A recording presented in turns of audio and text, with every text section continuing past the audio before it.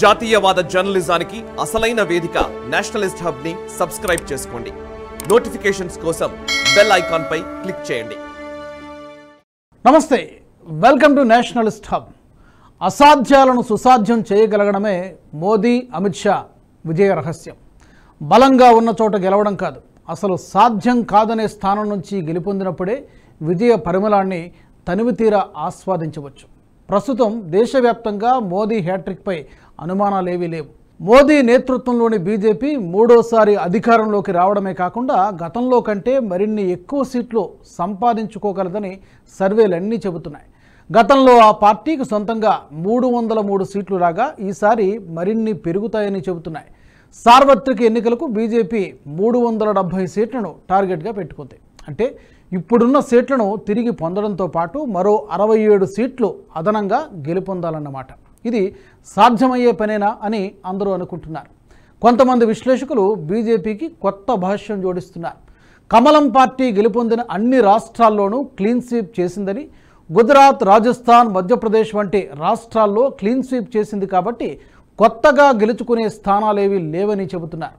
దీనికి తోడు అభ్యర్థులపై వ్యతిరేకతతో కొన్ని స్థానాలు కోల్పోయే అవకాశం ఉందని విశ్లేషిస్తున్నారు. ప్రస్తుతం తమిళనాడులో కమలం పార్టీ 5 సీట్ల వరకు గెలుచుకునే అవకాశం ఉందని తెలిపింది.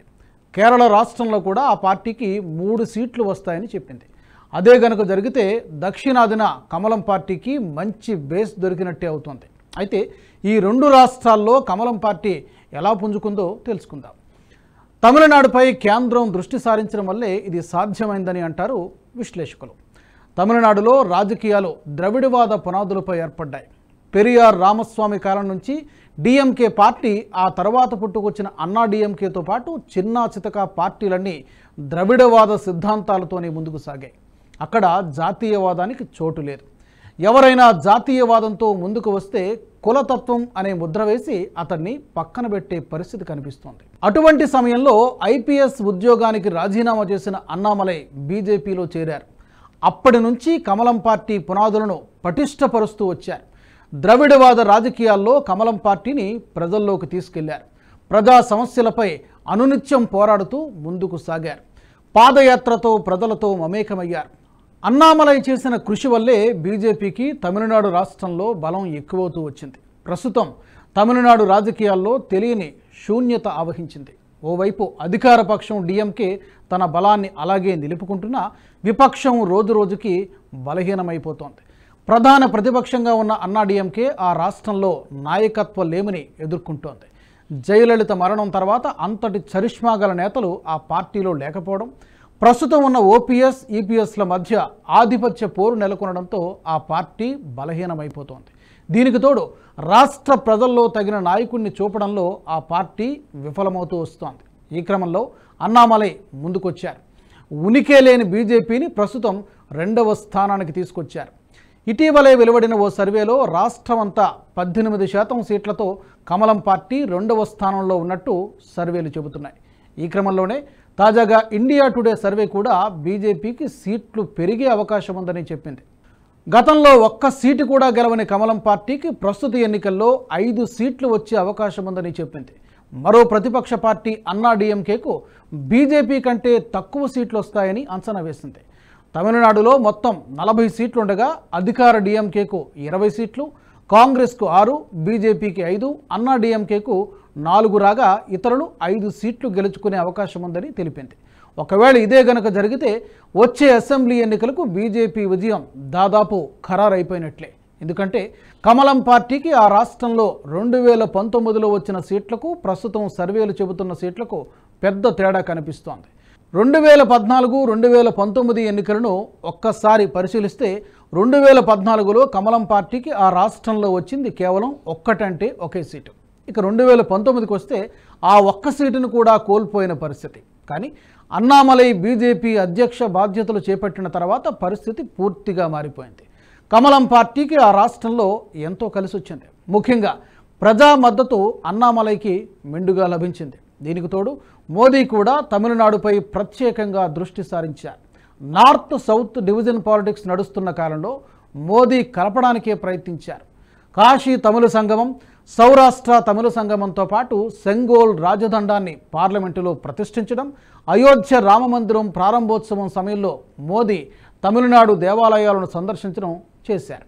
తమిళనాడు రాష్ట్రంలో బీజేపీ పుంజుకోవడానికి ఇది బాగా దోహదపడింది. ఇక కేరళ రాష్ట్రంలో కూడా బీజేపీకి 3 సీట్లు వస్తాయని ఇండియా టుడే తన సర్వేలో వెల్లడించింది.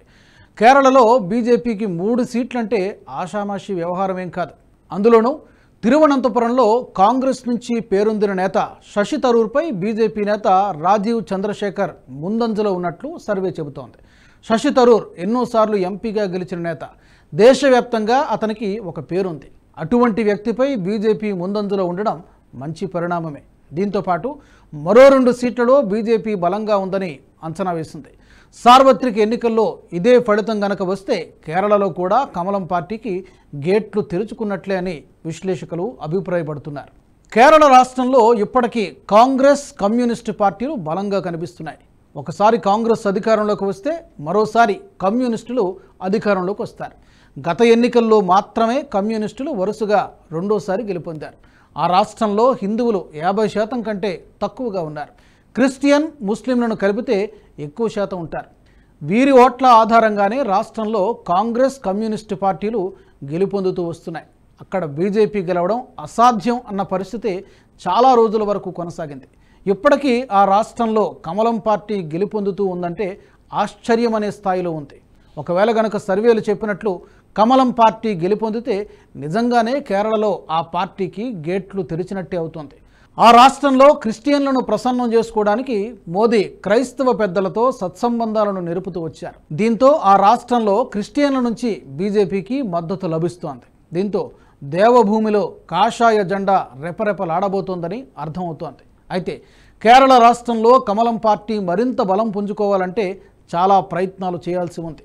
ఇప్పుడు కొన్ని సీట్లు వచ్చినా అది అదనపు ప్రయోజనంగా భావించాలే తప్ప గెలుపొందిన భావనలోకి వెళితే మొదటికే మోసం వస్తుంది. ప్రస్తుతం కేవలం తమిళనాడు, కేరళలోనే సీట్లు పెరిగినట్లు సర్వేలు చెబుతున్నా దేశంలో చాలా చోట్ల బీజేపీ చాప కింద నీరులా విస్తరిస్తోందని విశ్లేషకులు చెబుతున్నారు. దీనికి మోదీ, అమిత్ షాలు పకడ్బందీగా ప్రణాళికలు రచిస్తున్నారు. మోదీ, షా ద్వయం ప్రణాళికలు రచిస్తే అది ఖచ్చితంగా సఫలమవుతుందన్నది గతంలో రుజువైంది. త్రిపుర, పశ్చిమ బెంగాల్ వంటి రాష్ట్రాల్లో ఒక సర్పంచ్ సీటు కూడా గెలవని స్థితి నుంచి ఇప్పుడు అధికారంలోకి వచ్చే స్థాయికి బీజేపీ చేరుకుంది. ఈ విధంగానే ప్రస్తుతం కేరళ, తమిళనాడులో కూడా ప్రయత్నాలు జరిగినట్లు అర్థమవుతోంది. అయితే ఇవన్నీ ఎంతవరకు సఫలం అయ్యాయి అన్న విషయం తెలియాలంటే ఎన్నికల ఫలితాలు వచ్చే వరకు వేచి చూడాల్సిందే.